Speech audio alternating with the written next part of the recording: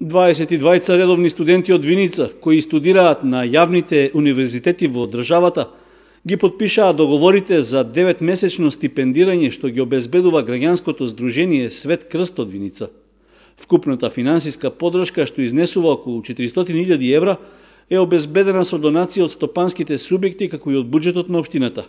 Стипендиите се доделуваат за тековната студиска година.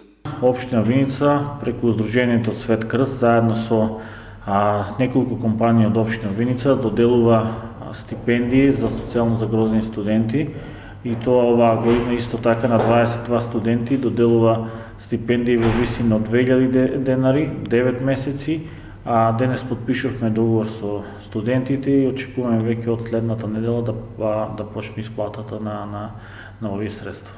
Градоначалникот Димитров додаде дека минатогодишните стипендии за 21 студент се веќе исплатени. Доделувањето на финансиската помош за студентите од Виница, Здруженијето Свет Крст го почна пред 10 години, а по неколку годишен прекин активноста повторно беше обновена во 2018-та. За целиот изминат период стипендирани се околу 100 студенти, кои главно се школуваат на високошколските установи чии струки се дефицитарни во општина Виница.